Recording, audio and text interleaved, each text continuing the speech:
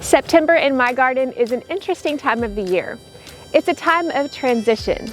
On one hand, we're still harvesting lots of the summer crops, but we're also preparing for fall crops and getting them in the garden. And then we have pests and insects that seem to be at an all-time high this time of year as well. Today I thought it would be fun to bring you into my garden with some of the garden tasks that I'm doing in the early part of September to finish out the summer garden and prepare for fall. First, let's talk about the fun stuff, the summer harvest. Surprisingly, the tomatoes are still harvesting. Often they are done by August because of disease pressures and other things, but they are still going strong. But because I've had the best tomato harvest year ever and I am sick of preserving, I kind of let myself have a break, and I've either just used them fresh or honestly, I've let them go a little bit more than I normally would have. Still, with the harvest starting in June, I'm grateful to still be able to harvest tomatoes, hopefully until our first frost at the beginning of November. Next is okra. August and September are the best months for harvesting okra. Pretty much have to harvest every day. If you haven't checked out the okra video, check out the different varieties that I grew, and I'm more and more excited about the Burmese okra. I really liked how it didn't grow to be 10 feet tall, and they still did not have the toughness that the other varieties do. So that one is definitely a winner. We're definitely eating those fresh, fried okra. I'm a Southern girl. That's my favorite thing and probably one of the only things I fry in my kitchen, but I can't let go of it. It's nostalgic and delicious to me. We also roast it, which we love. And then my husband and son love pickled okra. So I've also been doing some canning and pickling them some okra. Then at the beginning of September, the corn harvest came in. I grew a new variety that I'd never grown before called Bodacious, and I really liked this variety. It was absolutely delicious. The only bad thing about having one planting of corn is that they all come on about the same time. I harvested all of them within about a week. That meant I had to make some decisions on preserving. While we did eat a lot of corn on the cob because that's our favorite, I decided to try to can some cream style corn. I'm not sure that I really loved it. I have canned whole kernel corn before, didn't love it that way either. And I have frozen cream style corn, which was okay, but still not my favorite. So if any of you have suggestions on how you like to preserve corn, it's probably too late by this point, but I'm trying a lot of things right now just to see what I like and what I don't. And I would love your suggestions for maybe what I can do in the following years. I would really love to be able to preserve corn in a way that our family really loves it. That's a little bit better than what I've been able to find so far. The next harvest was bush beans. While bush beans can be grown all throughout the summer in my area, I also planted succession plantings of bush beans so that I could get them in the fall. Often we get too hot too fast to have a really great early summer harvest, so I really depend on this fall harvest. Unfortunately, my attempts of covering my bush beans, like I showed you in a previous video, didn't turn out to be all that great. I think the grasshoppers figured out a way underneath the insect netting. I need to secure them better next time. And they ended up getting ravaged pretty badly. It could have been a combination of grasshoppers and bean leaf beetles and other things that could have been the problem. I ended up getting a mild harvest compared to what the potential could have been. I really just feel like that the plants themselves were so stressed with the insect pressure, they didn't produce as much as they could have. But still, I had enough to be able to can when I coupled that with a pole bean planting that I had in another part of a garden and the bush beans that I planted in my green stalk leaf planter. This is actually where I got most of the green beans for my fall harvest, was through this green stalk leaf planter. I really liked that I didn't have to worry about pest pressure at all, and it was super productive just like it was last year. My goal is always to can enough green beans to last our family all year, as it has been for the past 10 years. But now that my kids are older, 17 and 13, 1 pint is not always enough for a dinner serving, but a quart I think would be too much for what we eat as our family. Thankfully, someone donated these unique size jars. I've never seen them anywhere else, but it was one of those closet cleanouts, and somebody said, "Do you want some mason jars?" And I've got 24-ounce jars. I've never seen that before, but it's the perfect size because it's between a pint size and a quart size that I think will be the perfect size for our family this year. Another thing I'm trying to do, especially as the temperature starts to cool off, is to harvest my herbs. Fall is the second best time to harvest herbs just because you have the spring flush where you can harvest your herbs then.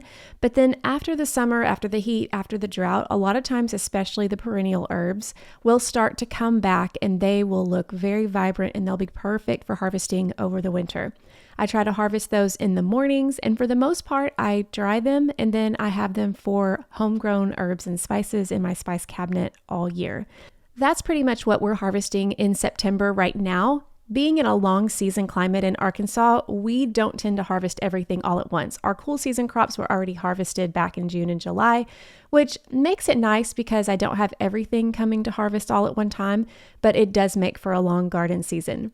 That's why when we head into fall, it's a welcome respite from all the planting and tending and harvesting and preserving, and we can get to crops that are a little bit less labor intensive.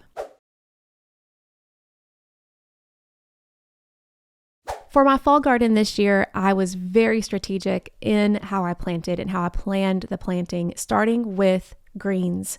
I started direct sowing greens every 2 weeks at the beginning of August. And the point of this was to be able to have fresh greens as long as possible. I'm going to continue to do this through early October, hopefully to be able to carry us through as long as we can into the winter. But I found that this succession sowing of greens makes a huge difference in being able to have fresh greens as long as possible. The greens that I grew this year were a cheap frills mix and a premium greens mix, both from Johnny's. Although I think I'll go back to the elegance greens mix that I grew last year because I really liked that as well. In addition to greens, I also wanted to strategically plant and grow lettuce as long as possible. For lettuce, I started them indoors in the middle of July. And again, I started more lettuce seeds indoors every 2 weeks after that. My first harvest actually came in the middle of September, which is a little bit later than normal, but as you remember from last week's video, I had a little bit of an issue with the seed starting mix, and so that first planting did get delayed a little bit. Still, I think it worked out well just because we ended up having heat pretty well into the beginning of September, and so having them come to harvest in the middle of September worked out great. My goal is to have lettuce, again, just like the greens, in my garden for as long as possible, which is why I am starting those seeds indoors every 2 weeks until about the middle of September, the beginning of October. I also continuously sow arugula just because I love arugula in my salads. For that, instead of making a sowing every 2 weeks, I will tend to sow seeds after I harvest, specifically in a pocket of a green stalk planter. So if I'm taking arugula from one pocket, I'm harvesting it for my salad, I will re-sow those seeds where the other one came out. That way I can continuously have a harvest of arugula. As you can see, greens have been a focal point for me for my fall and winter gardens, but I also wanted to have broccoli and cabbage. For that, I planted the broccoli and cabbage where beans had been in the summer. I was able to get insect netting on those plants right away, and so far we have had no issues with pests. Hopefully then I'll have broccoli to harvest in November, and cabbage will probably come along in December if this year is like the other years. That'll be a great staple for our fall and winter garden as well. Another project I worked on was to flip my Birdie's raised bed kitchen garden from the summer crops into the fall and winter crops. Even though we were several weeks away from our average first frost date, I went ahead and took out all the basil that had started to flower. I had basil other places for the bees.